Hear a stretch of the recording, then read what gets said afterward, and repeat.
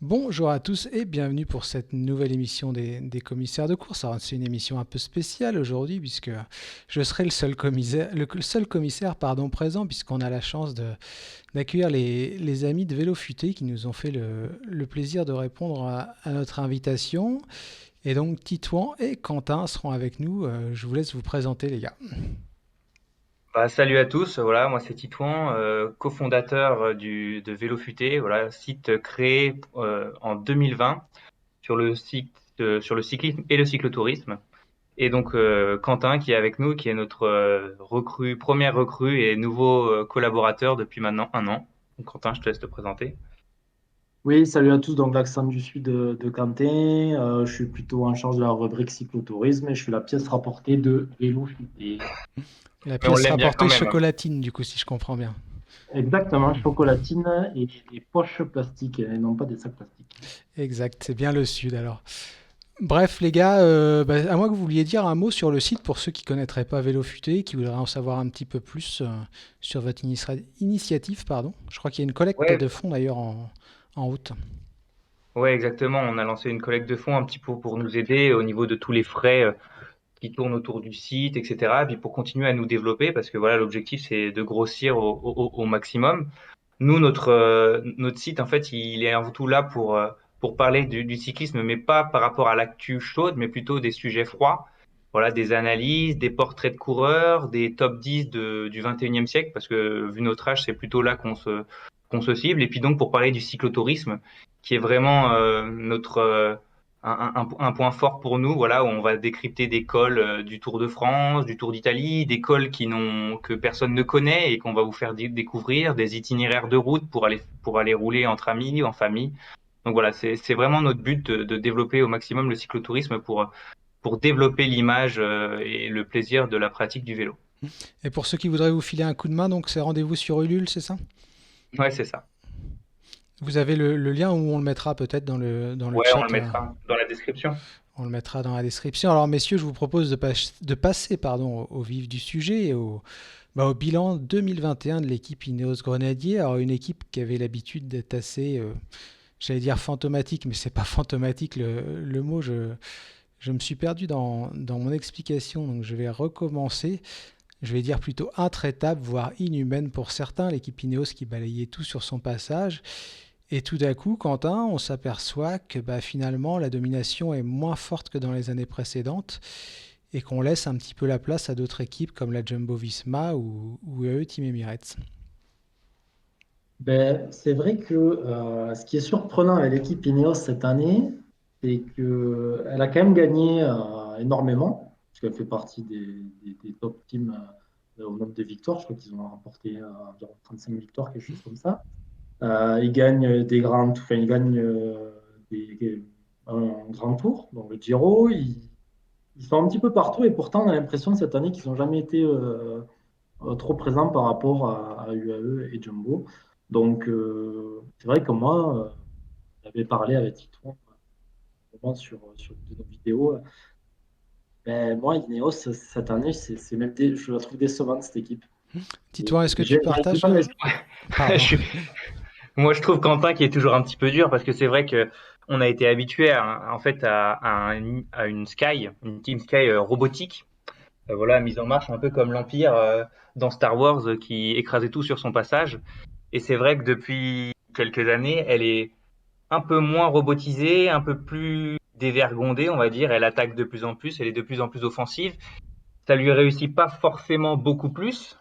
Justement, je pense que si elle tente cette pratique, c'est parce qu'elle a changé un petit peu, elle a plus de leaders, de qualité, mais d'un autre côté, elle a pas un coureur extrêmement dominateur comme Froome à l'époque. Malgré tout, avec le nombre de coureurs qui peuvent gagner, elle a remporté un paquet de courses à étapes. Je pense au Critérium du Dauphiné, remporté par Richie Porte. Il me semble qu'il y a Geraint Thomas qui remporte le Tour de Romandie, Carapaz qui remporte le Tour de Suisse, et puis dans le même temps, tu as Egan Bernal qui vient gagner le Giro. Voilà, quatre courses à étapes d'affilée, en fait, World Tour, avec quatre coureurs différents. Moi, je trouve ça énorme. Alors certes, elle est un petit peu en retrait sur le Tour de France, mais Carapaz fait quand même deuxième, même si on a cette impression il était en souffrance par rapport à À Pogacar. Pogacar. mais ça reste quand même exceptionnel. Je veux dire, en termes de nombre de victoires sur les courses à étapes cette année, Ineos, pour moi, était la meilleure, voilà, tout simplement. Je suis d'accord, mais en fait, il y a eu un moment où on voyait l'armada Ineos en tête de peloton, étirer et écrémer ben, tout le monde, clairement. Et on avait cette impression de domination outrageuse qu'on n'a pas vue cette année. Alors, il y a eu un Je pense changement de qu'elle stratégie. elle dépend surtout des coureurs. C'est-à-dire qu'avant, Froome, c'était pas quelqu'un qui attaquait dans tous les sens. C'était un mec qui avait besoin d'un train. Petit à petit, il faisait l'écrémage et lui, il plaçait sa seule attaque qui était salvatrice. Là, aujourd'hui, les Bernal, les Carapace, c'est des purs grimpeurs. C'est des mecs qui aiment bien les changements de rythme. Même Adam Yates, partir de loin. Donc finalement, c'est plus des trains comme ça qu'on va voir. On va voir plutôt un Carapaz attaqué au pied, puis un Bernal contré à 5 km ou ces choses-là. Donc c'est pour ça qu'on les voit moins dans le train parce que finalement les coureurs n'ont pas forcément ce besoin-là, mais ça ne veut pas dire qu'ils sont forcément beaucoup moins forts. Un mec comme Geraint Thomas, lui, il serait toujours adepte des trains, mais il est plus au même niveau quand même que les autres années pour En moi. fait, ouais, ils sont pas moins forts, mais en tout cas, c'est comme on les voit beaucoup moins à l'avant, et ben, ça donne cette impression-là, en tout cas, qu'ils sont en retrait. Alors, comme je disais tout à l'heure, dans les résultats, c'est pas forcément le cas. Euh, je pense qu'aussi, c'est lié la changement de stratégie, malheureusement, au décès de Nicolas Portal, qui lui avait aussi une autre optique de la course. Bon, il s'adaptait aussi à Froome, mais il y a eu un gros changement. Elle n'est pas forcément en lumière. Alors, on va rentrer dans le détail, les gars, si vous voulez. Vous parliez d'Egan Bernal, justement, je vais y venir. Egan Bernal remporte le Giro. Il a été assez dominateur, sauf à la fin, où on a vu que c'était quand même un peu compliqué face à Caruso, notamment. Mais ça a été plus dur sur la Vuelta. Et moi, j'ai vu passer quelques messages, que ce soit sur les forums spécialisés ou les réseaux sociaux, qui disaient en gros, Bernal, oui, c'est très bien. Mais quand il y a Pogacar et Roglic, ça devient plus compliqué. Est-ce que vous partagez ce constat par rapport aux Colombiens ou vous pensez juste qu'il était un peu moins bien cette année? Non, je pense qu'il était. Enfin, en fait, c'est difficile de savoir quel est son niveau réel parce que quand on fait le Tour de France 2019, Pogacar n'était pas là, Roglic non plus, il me semble, et, et comment dire, et Bernal gagne ce Tour de France face à des adversaires finalement qui n'étaient pas ces deux-là. Est-ce qu'il est plus fort ou moins fort qu'en 2019? J'en suis pas sûr. Pour moi, il a été très bon sur tout l'Italie, même s'il a eu un moment un peu plus difficile à la fin. Simplement, voilà, peut-être qu'aujourd'hui, il est un tout petit cran en dessous pour les grands tours, notamment par rapport à ses pseudo-difficultés sur les contre-la-montre. Alors, il est pas mauvais en contre-la-montre, hein, loin de là, mais forcément, face à Roglic et Pogacar, c'est une difficulté. Mais sur la Vuelta, il n'est pas que derrière Roglic, il n'est pas que derrière Pogacar, il est derrière Mas, il est derrière d'autres coureurs comme ça. Donc finalement, euh, j'ai eu l'impression, moi, que Bernal, pour l'instant, voilà, deux grands tours pour lui, c'était peut-être un petit peu difficile à enchaîner. Maintenant, il est très jeune, voilà, ça va faire que s'améliorer. Et la particularité aussi de la Vuelta, c'est qu'elle n'a pas forcément autant de cols au-dessus de 2000 mètres que sur le Giro. C'est un Colombien, il aime bien quand il y a moins d'oxygène, c'est là qu'il fait souvent la différence, un peu comme Lopez d'ailleurs. Et voilà, et donc je pense que voilà, s'il était un peu moins fort sur la Volta, c'était parce qu'il avait fait le Giro, mais aussi parce que le parcours n'était pas forcément aussi adapté à son profil. C'est ton avis aussi, Quentin? Je pense qu'intrinsèquement, Egan Bernal est en dessous des deux Slovènes, bon, en même temps comme peloton, mais ça ne fait pas partie des monstres comme eux. Euh, il faut rajouter à ça que Egan Bernal il a eu une année 2020 qui est très compliquée, avec problème de dos. Il a aussi eu des problèmes psychologiques apparemment suite à ça. Il se remettait un petit peu en question. Donc il sort d'une année compliquée. Il arrive en 2021. Il fait quand même de belles choses il fait un bon Tirreno Adriatico, mine de rien. Et puis il va écraser la première semaine du Giro. Alors est-ce que les autres étaient en deçà ou pas, je ne sais pas. Ce qui est sûr, c'est que sur le Giro, il fait aller 10 jours complètement extraordinaires. Puis après, il s'éteint. Et c'est vrai qu'on n'a pas retrouvé Egan Bernal au top du top sur une Vuelta, comme dit toi. Je pense qu'il est quand même en dessous, oui, des autres et on a du mal à situer vraiment son niveau. Ouais, alors, un autre leader qui a éprouvé quelques difficultés sur le Tour de France, même s'il fait podium, il faut quand même relativiser les difficultés, mais c'est Carapaz qui avait été assez exceptionnel sur le Giro qu'il remporte, mais on s'est aperçu que finalement, au Tour de France, il était offensif. Parfois, il courait un peu en travers. Je me rappelle d'une étape, je ne sais plus laquelle c'est, où il sort un peu à contretemps et au final, pour se faire reprendre par le peloton, je crois que c'est arrivé une deuxième fois. Est-ce qu'il n'a pas montré pour vous, les gars, ses limites un peu Carapaz, même s'il est très bon, hein, puisqu'il est aussi champion olympique? Mais là encore, par rapport à Pogacar et Roglic, est-ce qu'il n'y a pas une petite marge qui va être dure à combler, à votre avis? C'est pas impossible à combler. Moi, je me serais même plus clair. Voilà, Carapaz, je le vois gagner potentiellement un Giro, potentiellement une Vuelta. Le Tour de France, jamais. Ce sera toujours sa limite. Voilà, il va perdre trop de temps sur les contre-la-montre et il peut être dans un jour exceptionnel. Il sera pas forcément meilleur sur toutes les étapes de montagne que Pogacar et il prendra 2 à 3 minutes sur la totalité des chronos.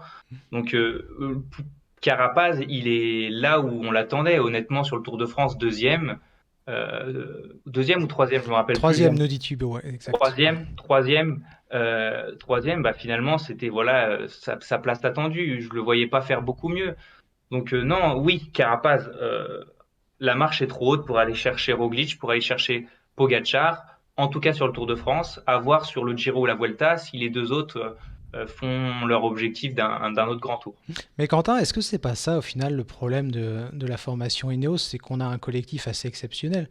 Vous avez cité un peu les leaders, que ce soit Yates, que ce soit Carapaz, Bernal, etc. Mais derrière, on peut mettre en place la stratégie qu'on veut. Si on n'a pas le plus fort de la course, est-ce que c'est pas de toute façon un peu trop compliqué? Parce que, bah, comme je disais, on peut faire ce qu'on veut, mais on n'arrivera pas à mettre en difficulté Pogacar ou Roglic. Bah, c'est vrai qu'ils ont eu une époque où ils avaient les plus forts, donc ils avaient qu'à maîtriser la course. Donc c'est assez simple. Là, ils n'ont pas les plus forts sur le terrain. Donc, je pense que leur stratégie, c'était on a plusieurs leaders, et puis celui qui prend le jaune, s'il y en a un qui le prend, après on peut verrouiller la course avec tous les autres qui sont allez, également leaders et aussi bons que celui qui a le maillot jaune.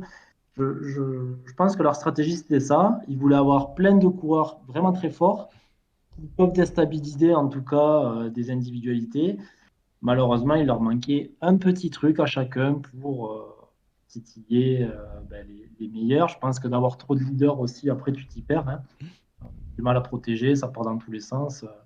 On l'a vu avec Carapaz, en tout cas sur la Vuelta, ils l'ont mis parce qu'il fallait le mettre, mais ça a été au chou blanc. Quoi. C'est Mais intéressant ce que tu dis, Quentin, parce que finalement, en fait, cette équipe Ineos, elle se retrouvait un peu dans la position de Movistar pendant des années quand C'est ça. Froome, etc. Voulaient dominer tout.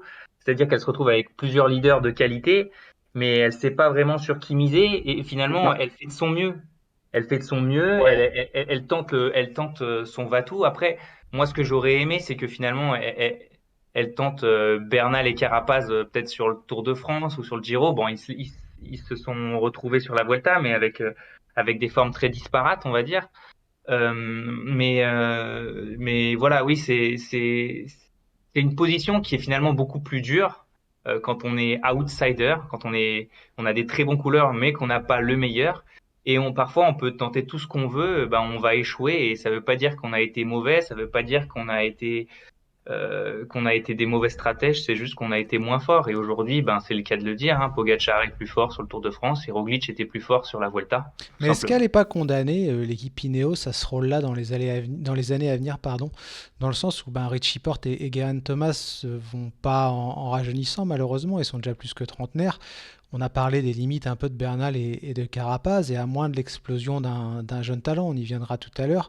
Est-ce que pour vous, et Quentin, je ne sais pas si tu veux rebondir là-dessus, elle n'est pas, comme je disais, un peu condamnée à jouer pas les seconds rôles, mais à jouer les podiums tant que tu auras un Pogacar qui est exceptionnel ou un Roglic aussi qui est au-dessus du lot?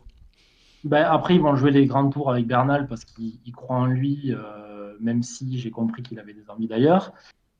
Ils préparent l'avenir. De toute façon, ils ont bien compris qu'ils ne pourraient pas miser sur Thomas et sur les autres. Je pense que Carapace, qui toi on l'a dit tout à l'heure, il comblera jamais l'écart. Ils en ont pris conscience aussi cette année. Donc, ils commencent à anticiper, ils commencent à rajeunir leur équipe. Ils ont des pépites qui arrivent et je crois que tu rebondiras là-dessus. Ouais. Donc, oui, je pense qu'ils en ont conscience. Et je crois bien qu'ils ont essayé de faire venir Pogacar pour Pour une combien? somme astronomique, hein, je crois, je me 12 rappelle ou 20 plus, mais millions d'euros. Là, je n'ai pas le chiffre. Alors, on il était C'était sur un des aveu de salaires de faiblesse, ça, footeux, je crois. finalement. y a C'était un un aveu de faiblesse. c'est un aveu de faiblesse en disant ben, on n'a pas les gars qu'il faut. De toute façon, voilà, Maintenant, faut changer le fusil Mais justement, Titouan, tu rebondissais là-dessus et sur cette notion d'aveu de faiblesse. Est-ce que c'est pas terrible? Enfin, t'imagines si t'étais Richard Carapaz ou Egan Bernal, t'entends dire qu'on a proposé un vrai pondeur à Pogacar. Est-ce que dans ta tête, tu te dis pas, bah, au final, on me fait pas confiance, hein? Bah, si, un petit peu. Alors, autant Carapaz, non, mais je suis à la place de Bernal. Par contre, ouais, je suis vexé parce que je suis le vainqueur du Tour de France 2019. Je suis le vainqueur du Giro 2021. Je me dis, merde, d'accord, Pogacar, il a 2 Tours de France, mais finalement, on a tous les deux grands tours. Je suis encore jeune. J'ai encore une belle marge de progression potentielle, même si on voit que chez les Colombiens, souvent, ils atteignent leur pic plutôt à 24-25 ans et qu'après, c'est pas forcément pleine progression. Mais oui, oui, moi je serais clairement vexé à la place d'Egan Bernal, surtout que autant Pogacar a été dominateur cette année, il l'a été l'année dernière, mais une année ne se ressemble jamais, on sait jamais ce qui peut arriver. Pogacar peut avoir des moments de moins bien lui aussi. Rien ne dit qu'il y ait des chutes ou quoi que ce soit, même si ce serait hors course, voilà, rien n'est impossible.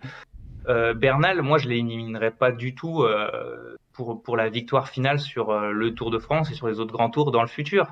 Après, comme l'a dit Quentin, elle a, elle a très bien préparé à l'avenir. Depuis quelques années, elle a réorienté sa stratégie en recrutant des jeunes talents en masse, souvent les meilleurs de chaque pays, de chaque nation. Je pense à Carlos Rodriguez, Ethan Heiser. Voilà, il y a plein de coureurs comme ça qui vont aller chercher. Et tous ces gars-là, bah, en fait, ils espèrent que dans le lot, il y en ait un ou deux qui soient les futurs champions de demain. Et la probabilité, c'est qu'ils ciblent les bons parce qu'ils ciblent les meilleurs. Alors justement, on va y venir, Quentin, à ces champions de demain, comme on les appelle. Il y a bah, des coureurs qui sont déjà là, hein. Tao qui remporte le Giro 2019 est déjà dans l'effectif. On a Ethan Hayter qui a été assez impressionnant cette année, tout comme Pidcock. On va avoir les arrivées d'un garçon comme Luc Plapp qui a été impressionnant sur la version Santos Festival of Cycling, qui était le Tour Down Under version locale l'an passé en Australie. Je vois un Magnus Sheffield aussi, il y a Pavel Sivakov, il y a Ben Tullet. Il y a pas mal de mecs qui arrivent. Est-ce que tu en vois un, toi, parmi ceux-là, qui serait capable de jouer les premiers rôles dans un avenir proche ou moyen? Bah, après, sur les classiques, il y a déjà Tom Pidcock on va dire, c'est le gagnant de l'Amstel, puisque c'est lui qui passe la vraie ligne en premier. Bon, mais lui, on sait que sur les années futures, il sera présent. C'est vraiment un crack. C'est vrai que tu as Ben Tullet, apparemment, qui serait susceptible de faire des belles choses. Et Tanaiter, moi, je le vois, c'est vraiment la star pour moi de demain. C'est un mec qui sait tout faire. C'est C'est un le mec 4x4, hein, ouais, c'est Et c'est Valverde. C'est un Valverde c'est le, jeune, c'est un, c'est le voilà. mec, il peut passer une bosse à 10% de 4 km, il va sprinter à la fin. On sent qu'il a une marge de progression qui est quand même importante. La structure Sky, Ineos, on sait qu'ils sont capables de faire des rouleurs. Sky est un rouleur à la base, hein. Oui, c'est un poursuiteur hein, à la base. Voilà, c'est un poursuiteur, d'en faire des grimpeurs. Pour moi, c'est le crack de demain sur les étapes, enfin les courses à étapes. Ivakov, pour moi, le train est passé. Et puis, évidemment, mais ça, à la limite, je laisserai Tito en parler, Carlos Rodriguez. Je ne sais pas pourquoi, mais je m'attends peut-être à encore meilleur que Ayuso. Mais et Thomas Pidcock, Titouan, dans tout ça, bon, il est très jeune, hein, enfin très jeune sur la route en tout cas. Comment tu le vois évoluer? Est-ce que tu le vois vraiment, comme le disait Quentin, comme un coureur purement de classique, ou est-ce que tu penses qu'à un moment, vu la classe qu'il a, il va jouer un peu aussi lui sur les grands tours? Bah, s'il veut perdre, il peut essayer. Mais je pense que son point fort, c'est les classiques. Il a un profil très complet lui aussi. Il est capable de grimper, mais il est très limité encore. On l'a vu sur la Vuelta. Beaucoup l'attendaient sur la première arrivée au sommet en pensant qu'il pourrait faire quelque chose que Nenny. Pour moi, c'est vraiment un puncher avec des grosses qualités de Flandrien. Donc finalement, il se rapprocherait d'un profil un petit peu à la Philippe Gilbert, si on devait comparer. Et moi, je le vois, je pense et je suis persuadé qu'il doit continuer sur cette voie plutôt que d'aller chercher les grands tours, surtout que l'équipe Ineos est déjà chargée dans le domaine.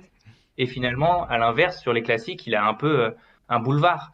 Il y a personne aujourd'hui qui est prêt à prendre le lead. Kwiatkowski est vieillissant et honnêtement, il est beaucoup moins brillant sur ces classiques-là, même s'il a été plutôt solide sur le dernier Paris-Roubaix. On a Van Barle qui se révèle bien sur les pavés, mais malgré tout, Pitcock, s'il le veut, il pourrait prendre facilement le lead, je pense. Et sur voilà, donc quand tu fais ce que tu fais sur l'Amstel, sur la Flèche Brabançonne, etc., bah forcément, t'es t'es même pas l'avenir, t'es déjà le présent. Donc oui, Pitcock, c'est un crack. Et Ghana dans tout ça, Quentin, parce qu'on parle beaucoup des jeunes pépites, mais Filippo Ganna, impressionnant, un champion olympique cet été, champion du monde du chrono encore. Sur le Giro, il avait été aussi assez bluffant. Est-ce que tu le vois rester dans un registre de rouleur et de classic man, parce que je crois qu'il veut faire Roubaix et San Remo l'an prochain, ou est-ce que tu penses que lui aussi on peut le transformer, entre guillemets, même si j'aime pas trop ce terme-là, en coureur de grand tour? Coureur de grand tour, ça me paraît difficile, vu son gabarit, 1m93, il doit faire 82 ou 85 kilos à la pesée. Je ne pense pas qu'il soit capable de passer des grosses bosses, hein. Enfin, en tout cas des montagnes, enfin, des cols assez longs. Par contre, oui, sur un Paris-Roubaix, oui, sur des, on va dire, des Flandriennes avec un peu escarpées, tout ça, je pense qu'il peut évoluer, pas rester sur le chrono. D'ailleurs, ce serait dommage. Il nous a montré sur le Giro, je crois que c'est en 2020, qu'il est capable d'aller chercher des étapes un peu cassantes. De là en faire un champion de grand tour, j'y crois pas. C'est crack de chez crack. Et tiens, pour finir sur les grands tours, on n'a pas parlé de Daniel Martinez. Daniel Martinez, titrant impressionnant lors de la troisième semaine du Giro, limite meilleur que Bernal en montagne, très bon rouleur aussi. Comment tu le vois, toi, dans toute cette équipe Ineos face à une concurrence qui est quand même assez énorme, hein?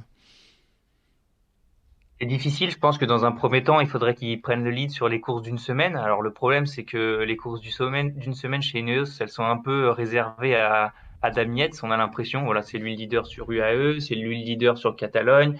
C'est un peu sa spécialité, Adam Yates, et je pense que Ineos va miser là-dessus. Mais ce serait bien de le voir avec un rôle de leader, par exemple, sur le Tirreno. Voilà, je pense que ce serait une bonne course où il pourrait bien s'exprimer. Et s'il répondait présent, bah pourquoi pas l'envoyer voilà, en co-leader avec Carapace sur le Giro. Je suis toujours partagé parce que évidemment Felipe Martinez il fait un magnifique Giro, mais voilà, faire un grand tour dans le rôle de leader et dans le rôle d'équipier n'a rien à voir. La pression n'est pas la même et on a vu plusieurs coureurs déjà s'effondrer avec ce rôle de leader un peu trop lourd parfois pour les épaules. Euh, honnêtement, j'ai du mal à le dire, mais si je devais dire vainqueur de grand tour, je dirais plutôt non. Voilà, Ouais. mais ça veut pas dire qu'ils peuvent pas faire des top 10, des top 5, mais voilà, là, si je devais faire un choix, vu la concurrence qu'il y a actuellement, je dirais non. Alors pour finir sur les grands tours, Quentin, je voudrais parler de Tao et de Pavel Sivakov, parce que c'était quand même à la base les deux grands espoirs du team Ineos. Bon, Tao a gagné un Giro, mais on voit que cette année, il a quand même régressé dans la hiérarchie. Pour Pavel, malheureusement, il y a eu des chutes et on voit aussi qu'il est plus forcément dans les petits papiers pour un rôle de leader. Quel avenir pour ces deux mecs-là? Est-ce que tu penses qu'ils vont rehausser le niveau l'an prochain ou est-ce qu'il va falloir aller voir ailleurs à un moment pour essayer d'exister et d'avoir un rôle plus important? Alors, sur Tao, on est plutôt d'accord avec Tito, parce qu'on en a souvent parlé. Tao, pour nous, il a gagné le Giro. C'est le seul qui pouvait gagner, en tout cas, de l'histoire pour lui. C'est-à-dire que toutes les conditions étaient réunies. Et la plupart des leaders étaient out pour Covid. Il tombe face à Jay Hindley. On voit que Jay Hindley, la saison qu'il a fait, elle est catastrophique. Et au final, Tao, sa saison est vraiment pas bonne. Je pense qu'il ne sait pas qu'il va régresser, en tout cas, ou trop tomber dans l'anonymat. C'est que je pense qu'il a eu surtout de la chance d'être mis en avant. Que je ne pense pas qu'il soit capable de réitérer ce genre de performance. Et pour Sivakov, je pense qu'il a raté le train, c'est-à-dire qu'il a eu un moment où il va chercher des bons résultats. Je crois que c'est au Tour de l'Ain ou au Tour des Alpes, je ne sais plus.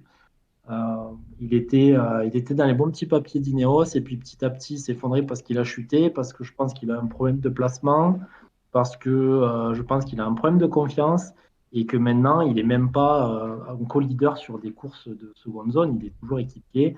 Euh, il faudra qu'il aille voir ailleurs, à mon avis, pour se relancer, mais je ne sais pas chez qui et qui lui donnera le lead vraiment sur un grand tour, sur autre chose. Je Alors pense qu'il y a avant, pas mal d'équipes qui pourraient intéresser par Sivakov, hein, honnêtement, sur les grands tours, enfin, pour les courses à étapes, parce qu'il y a pas mal d'équipes qui n'ont pas ce genre de gars, mais à mon avis, c'est quelqu'un de cher. Peut-être Oui, qu'Ineos veut le c'est garder cher, quand même. bien sûr. Bien une sûr. équipe Donc, comme AG2R, par exemple, qui est en manque de leader sur les grands tours, pourrait lui ouais, convenir. ouais, carrément, carrément. Surtout qu'elle a le budget aujourd'hui avec Citroën, donc clairement, avec Ben O'Connor, Sivakov, ça pourrait être intéressant. Mais bon, c'est top 10 quoi. Pour moi, Sivakov, ça, je les vois pas franchir le cap Sivakov, de. Ça peut être bien pour la FDJ, je pense, tu sais, pour remplacer un petit Thibaut Pinot, enfin, Sivakov, il est quand même français, il vit à Saint-Gaudens. Je pense qu'il pourrait bien s'intégrer dans une équipe française et en tout cas, il pourrait avoir une chance.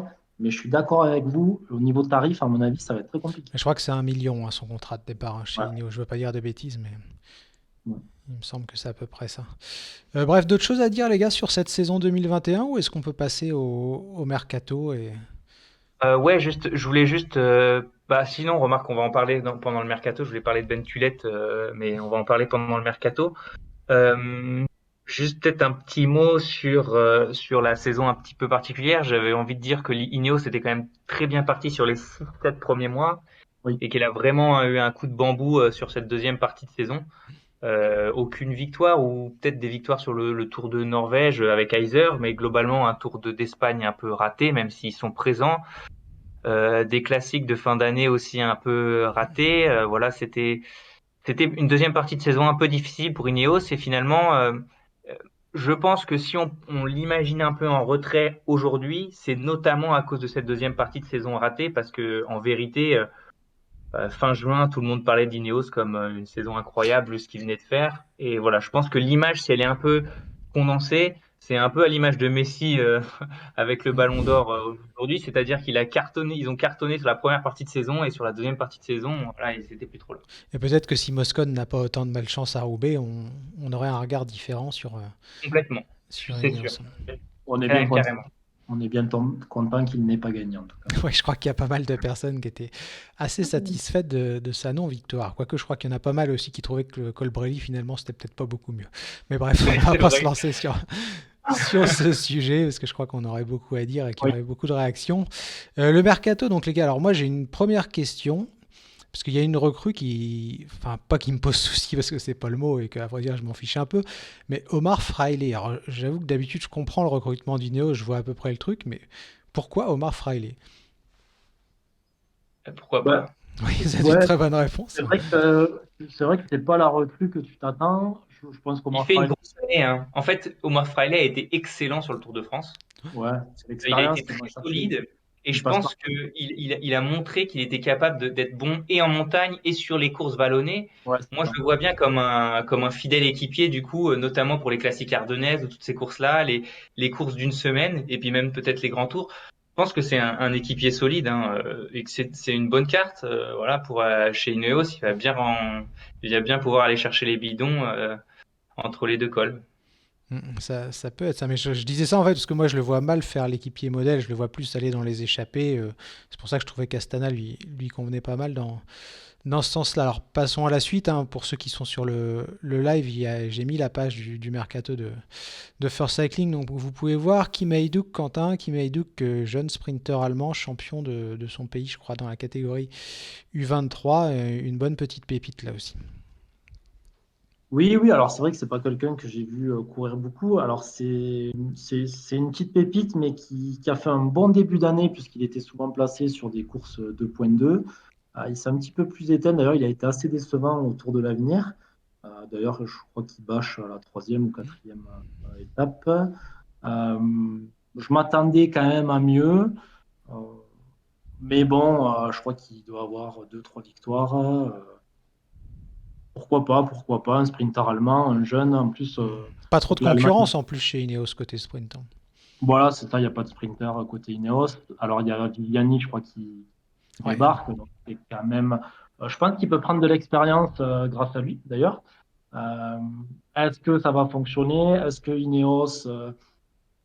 être sprinter chez Ineos, c'est bien parce que tu dois te démerder tout seul dans le final et te placer tout seul? Bon, à voir. En tout cas, il prendra de l'expérience, ça c'est sûr. Et on espère revoir un Allemand sprinter et gagner à la grille. Ouais, c'est vrai. Alors justement, on parlait de sprinter, Titouan, ça me permet de rebondir sur Viviani. Alors, on l'a annoncé chez Holo, puis prolongation chez Cofidis, et finalement, il retourne chez Ineos. Il retourne chez Ineos, enfin c'était plutôt la Sky à l'époque. Est-ce que tu comprends ce choix, toi, du sprinter italien? Pas vraiment. Honnêtement, il était déjà allé chez Sky, donc à l'époque, ça n'avait pas changé sa vie. Le problème, c'est que, comme l'a très bien dit Quentin, c'est que ben il arrive sans train, quoi. Concrètement, il n'y a pas de coureurs qui vont l'aider. Et Viviani, c'est quelqu'un qui se débrouille pas du tout tout seul. qui a avec du besoin qu'on le potentiel. dépose sur un plateau, comme c'était le cas chez Quick-Step. D'ailleurs, il suffit de voir ses victoires sur ces 2 saisons chez Quick-Step. Il en a une 15-20, et puis derrière, il a plus rien, et avant, il avait rien non plus, quasiment. Donc, c'est-à-dire que finalement, voilà, c'est comme Cavendish sur le Tour de France, faut qu'on le dépose avec un Morkov, sinon c'est compliqué. On l'a vu chez Cofidis, et du coup, le fait de revenir chez Ineos, pour moi, c'est un peu un non-sens, parce qu'il va pas être beaucoup aidé non plus. Donc non, je comprends pas trop ce choix d'Elia Viviani.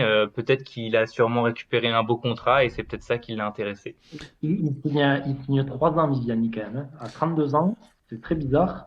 Mais est-ce que c'est pas justement pour former ou faire capitaine de route? Parce que je le vois pas gagner des sprints avec Ineos. C'est possible, peut-être un salaire assez faible, enfin pour un coureur de son gabarit et une reconversion dans le staff Vous ensuite. pensez qu'il a un salaire faible? Je suis pas sûr. À mon avis, il a un beau salaire, hein. Je sais pas, j'avoue que j'ai pas du tout d'infos Ouais, sur. comparé aux autres, peut-être que ça doit être un peu moins chez Ineos. Bah, le problème, c'est que quand on parlait de Cofidis ou de Eolo Cometa, je pense que la meilleure offre financière, ça devait être Ineos. C'est possible. Alors passons messieurs aux pépites si vous le voulez bien. Alors moi il y a un coureur que j'adore et je le suis depuis les juniors, c'est Luc Plack, pardon. Je trouve que c'est la bombe absolue. Il rejoint Ineos. On a vu qu'il a été assez exceptionnel en début d'année dernière. La question elle est toute simple. Est-ce que vous le voyez performer dès l'an prochain? Bah, pourquoi pas sur les contre-la-montre? Voilà, vice-champion du monde du 23, il a des qualités euh, évidente dans le domaine. C'est un profil rouleur-grimpeur potentiellement, donc qui convient parfaitement à Ineos dans l'esprit. Mm. Donc je pense qu'Ineos va beaucoup miser sur lui à l'avenir. Elle va vouloir faire avec Platt ce qu'elle n'a peut-être pas fait ou ne va peut-être pas réussir à faire avec Ganna, parce que vous en parliez tout à l'heure. Donc voilà, pour rivaliser avec des Pogacar, etc. à l'avenir, il faudra forcément un bon rouleur au-delà d'être un bon grimpeur, et Platt a potentiellement ce profil-là. Donc ouais, je comprends ton enthousiasme, c'est sûrement un très bon coureur. Maintenant, j'attends de voir. Je m'emballe pas trop. Voilà, il est venu un peu rouler en fin de saison sur les Trois Vallées Varazine et le Grand Piémontais. C'était pas la folie sur les Trois Vallées Varazine. Il a abandonné.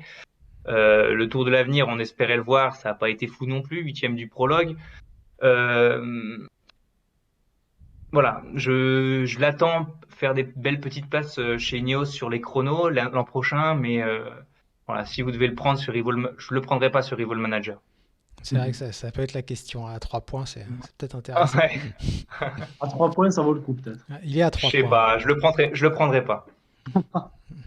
On verra un autre coureur qu'on peut peut-être prendre à Rivals Manager, Quentin, parce qu'il a aussi un sacré talent. Et on l'a vu chez les juniors, malheureusement, il a très peu couru l'an passé parce que Rally Cycling n'avait pas un programme de course très important. C'est Magnus Sheffield. Magnus Sheffield, là aussi, dans un registre différent, un plus rouleur, coureur de classique. Même question qu'à Titouan pour Plap, est-ce qu'il peut déjà se mettre en avant dès 2022? Bah, se mettre en avant, oui, il y a toujours moyen de se mettre en avant. Après, vraiment, c'est la capacité à passer à l'étape supérieure. Et on voit qu'il y en a beaucoup qui ont du mal. Euh, Moi, c'est sûr que je le prendrai encore moins sur Rival. Euh, Quelqu'un que je connais pas énormément. Il fait 10e des championnats du monde du 23. Je crois qu'il ne termine pas la course du 23 non plus. Bon, il a quelques références un peu en chrono. Ça semble être un bon rouleur. Il a pris un peu d'expérience en début d'année sur quelques classiques pavés euh, qu'il termine, qu'il termine correctement. Il y en a qui ne feraient pas forcément mieux. J'attends de voir. Franchement, j'ai pas trop d'idées. Je manque un peu de recul par rapport à ça. Et à son âge, il y avait déjà des gens bien meilleurs. À voir. Après, il est jeune quand même, 19 ans. Il aura 20 ans l'an prochain. Oui, Euh, oui. Mais tu sais, tu as On une peut étape. lui laisser du temps. Dans ma tête, moi, c'est un petit peu un profil à la Queen Simons. Oui, c'est ça, ouais. Donc je me dis pourquoi pas. Maintenant, il a pas non plus de grosses références cette année chez Rally. Il a pas été incroyable, loin de là même. Donc voilà, on attend de le voir. Peut-être dans un premier temps pour rouler devant le peloton, pour pourquoi pas tenter des attaques de loin sur les classiques flandriennes, les petites classiques belges. Voilà, on l'attend. Je l'attends juste de le voir en mouvement, on va dire. Mais il va lui falloir du rythme parce qu'il n'a pas couru quasiment cette année. En Oui. 2020, il n'a pas du tout couru dans sa deuxième année junior. Il avait juste battu le record du monde de poursuite junior, je crois, à l'individuel sur le 3000 mètres, mais il va falloir un C'est petit pour peu ça de temps. Ouais, Ouais, c'est en pour fait, ça, c'est comme deux. dit Quentin, vaut peut-être pas miser sur lui l'année prochaine, tout de suite. Ouais. Mais Après, bon, on sait qu'Ineos a une capacité à à transformer les mettre mecs. en marche très vite. Alors un autre coureur, bah, justement sur qui on va peut-être pouvoir miser un petit peu plus, c'est Ben Tullet. Vous en avez parlé en début d'émission. Bah, même question que pour les autres talents, hein, comment vous le voyez l'an prochain? Très fort. Ben Tulette, moi je le vois fort. J'ai été impressionné par sa flèche wallonne cette année. Honnêtement, je m'y attendais pas. Je l'avais même pas vraiment surveillé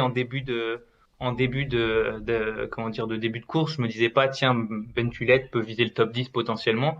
Et hop, il fait 12e. Il avait fait auparavant 17e de l'Amstel Gold Race. Donc, Mm. finalement, deux top 20 à quoi, 19 ans.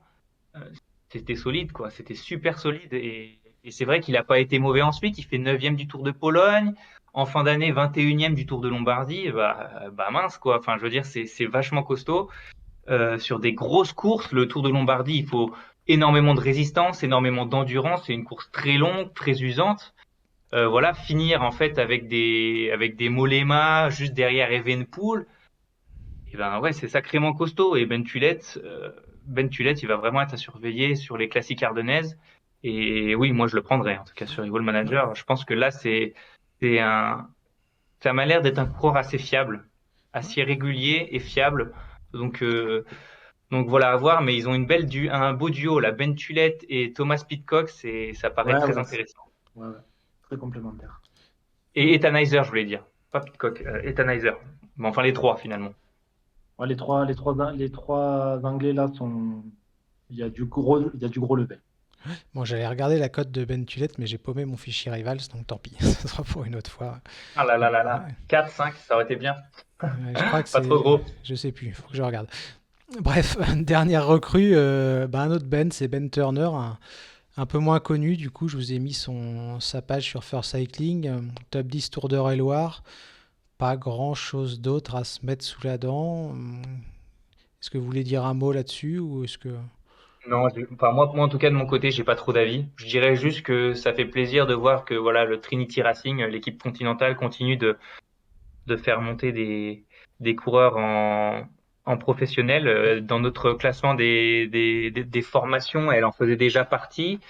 Voilà, donc cette année, elle remet un nouveau néo-pro dans le monde professionnel. Donc voilà, je suis plutôt content que Trinity Racing fasse ça, que finalement Ben Turner, j'ai pas plus d'avis que ça. Oh, vous avez les cotations Rivals, on nous demande. Oui, moi je les ai, mais c'est parce que je participe à la cotation, c'est pour ça. Mais bientôt sur le forum, je sais plus ce qu'il a dit durant 59, notre ami qui fait les cartes Rivalini, je crois qu'il mettra les codes de la Top League dès début décembre tous les jours sur le forum. Super, très bien. Il faut que je regarde, je suis pas sûr. Faut pas que je dise de bêtises, sinon je vais avoir des problèmes. Bref, messieurs, quelque chose d'autre à rajouter sur ce bilan et cette projection du Team Ineos? Oui, on peut peut-être parler de Carlos Rodriguez, on n'en a pas trop parlé. Ouais. Enfin, je sais pas, Titouan, si tu as des choses à dire, mais je sais que tu aimes bien les coureurs espagnols, plutôt racés, comme on dit. Moi, je pense que Carlos Rodriguez, on a parlé de l'Espagne cette année qui avait du mal à. Ben, je crois qu'ils ont gagné aucune étape de grand tour, hein, c'est ça? Mm, Si je ne m'abuse. ouais, On se posait la question de savoir si c'était générationnel, si c'était pas de chance, etc., etc. Quoi qu'il en soit, Carlos Rodriguez, ça a l'air d'être un mec avec un sacré tempérament, déjà très offensif. Il a failli renverser le Tour de l'Avenir lors de la dernière étape. Euh, il a fait une excellente prestation justement sur ce tour-là, qui est révélateur de grand talent.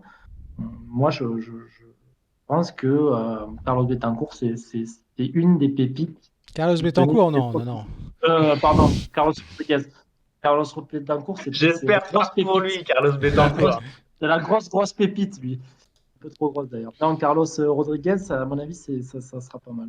En tout cas, il a l'impression. Ouais, je partage l'avis de Quentin. Alors tout à l'heure, il disait que c'est peut-être meilleur qu'Ayuso. J'irai quand même pas jusque-là parce que pour moi, Ayuso, c'est vraiment le crack. Mais Carlos Rodriguez, c'est un grand champion. Ça me désole toujours un peu de voir finalement que moi, tu sais, j'ai un esprit assez pas rationnel, mais j'aime bien voir les jeunes espagnols dans l'équipe espagnole. J'aime bien voir les jeunes français dans les équipes françaises, les jeunes anglais dans les équipes anglaises. Et c'est vrai que ça me chagrine toujours un peu de voir, tu vois, un Magnus Sheffield qui ne soit pas chez Trek ou de voir un Carlos Rodriguez qui ne soit pas chez Movistar. Mais bon, c'est la puissance financière qui fait la différence, on va dire, aujourd'hui avec Ineos. Et c'est vrai qu'ils ont tellement de talent qu'il faudrait pas qu'ils engagent certains parce que Carlos Rodriguez, c'est un vrai talent, très solide. Il fait donc deuxième du Tour de l'Avenir, comme l'a dit Quentin. Moi, je suis impatient de le voir sur les courses à étapes parce que ce sera surtout là qu'il sera bon, pas sur les classiques forcément. Il a pas le profil, pas forcément un profil que j'adore. Moi, j'aime bien les mecs comme un peu comme Etienizer explosif. Mais oui, c'est un futur sûrement grand champion, donc il va falloir le surveiller de près. Dès l'an prochain, s'il a une belle cote sur Rivol, je fonce. Est-ce que Peut-être vous voulez la cote de Ben Tulette du coup? J'ai retrouvé mon Ah fichier. oui, s'il te plaît. 4, 5. 4, 5. 5, 4,5. Allez, Ah tu ben vois, pas voilà. mal. Bon bah voilà, c'est noté Ben Tulette dans l'équipe. Hop. Et c'est peut-être ça, pour conclure sur les pépites, le problème d'Ineos, c'est quand ils ont tellement de pépites, que, comme l'a dit Titouan, il ne faudrait pas que ça soit des gens qui attirent les pépites, mais qui aussi les fracassent par derrière, parce que une pépite qui n'a pas sa place ou qui ne peut pas la prendre, ben, ça s'éteint très, très rapidement. Bah, le problème, c'est quand tu regardes l'équipe et sa composition, mais tu te dis quand est-ce qu'ils vont rouler ces mecs-là, sur quelle course? Ben, ils vont rouler, mais pour les autres, quoi. Non, mais oui, mais même pour les autres, je suis même pas sûr. Quand tu vois pour le Tour de France, enfin, l'équipe, elle est déjà presque écrite. Tu vois pas des jeunes comme ça le faire. Alors, les grands tours, on sait que des fois, ils prennent le temps de pas mettre les coureurs sur les grands tours, mais globalement, voilà, faut qu'ils fassent leur place et c'est pas évident parce que finalement, même s'ils sont très forts pour plein d'équipes, pour Ineos, pour l'instant, ils sont encore un peu en dessous par rapport aux monstres qu'il y a. C'est sûr. On nous réclame les cotations rivales du coup maintenant. Ah là là, on J'aurais a dû lancé me le la, sujet, on n'aurait pas dû. j'aurais dû me la faire, mais bah, je vous en donne. Allez, deux chacun, mais hors top league, parce que sinon le pauvre Durand qui fait ses cartes, c'est un peu abusé. Donc les gars, je vous laisse choisir deux cotes et j'essaye de vous les donner. Les Carlos Rodriguez et un autre qui n'est pas en top league et Adam Carlos Yates. Ah non, on ne peut pas. et Tannheiser. Alors, Carlos Rodriguez, il va être à 3,5. Ok. Et tu m'as dit le deuxième, dis-toi. Et Tannheiser. Alors, lui, il est assez haut, je crois. Ouais, faudrait pas que ce soit à plus de 7 ou 8, ce serait chiant. Oh, oh, alors là, il est beaucoup plus haut que ça. Il est à 12. 13,5. Ah là là là là, c'est trop. Alors C'est là, il trop va y lourd. avoir des cas de conscience, hein. Ah, c'est trop ça, c'est trop. 13. Bon, 13, il me semble que l'année dernière, c'était des coureurs comme. Enfin, des gros leaders comme Bardet, Landa qui étaient à 13. Hein. ouais, là, il est très très haut. Moi, je l'avais mis à 12, je crois. Mais je crois que les gars ont été un peu plus Ah ouais, ils costauds sont un peu là-dessus. dans l'abus là. Oh là. Ouais. Mais en Là, fait, on fait la moyenne de nos 8 cotations. En fait, c'est ça qui fait j'ai la... envie j'ai envie de poser une question, là, Ouais, juste parce que vous savez quel âge il a, Kwiatkowski, je sais pas, 32, 33. dis-toi? 31.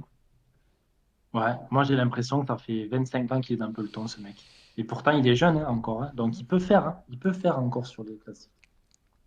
Tu sais, le problème de certains coureurs, c'est qu'ils explosent jeunes et puis qu'après, ils plafonnent. Et je pense que le choix de carrière de Kwiatkowski n'est pas forcément le bon en rejoignant Ineos. Et Non. moi, en tout cas, si je le vois plus briller paradoxalement maintenant sur des courses comme Paris-Roubaix ou le Tour des Flandres Ah bah oui, que clairement. sur la Flèche Wallonne. Ouais. On demande Florian Sénéchal aussi sur le live. Florian Sénéchal, il est à 11. Intéressant. Et un petit dernier pour la route, Quentin, si tu veux. On peut dire n'importe qui? Bah, pas de top league parce qu'après, Durand, il fait les cartes. Donc, si je lui révèle ses cotations avant qu'il les sorte, je vais me faire engueuler. Du coup, pas un mec pas Adam Yates, par exemple, quoi. D'accord, C'est donc pas vraiment qui est dans les top leagues. C'est pas Bah, aussi. il y en a 10. on Bah, va, du coup, bah, il y a Adam Yates. Pour le on coup. va on va rester sur Ineos, mais quelqu'un qui peut gagner. Bon, Ghana, c'est trop top, non? C'est ça? Non, je pense pas. Non, Ghana, il marque pas beaucoup, Ghana, parce qu'on le voit souvent, mais comme il fait que les chronos, du coup, il a pas beaucoup. Kivo qui troll qui veut savoir la cotation de Cameron Wurf, bah, il est à 3 forcément, Cameron Wurf.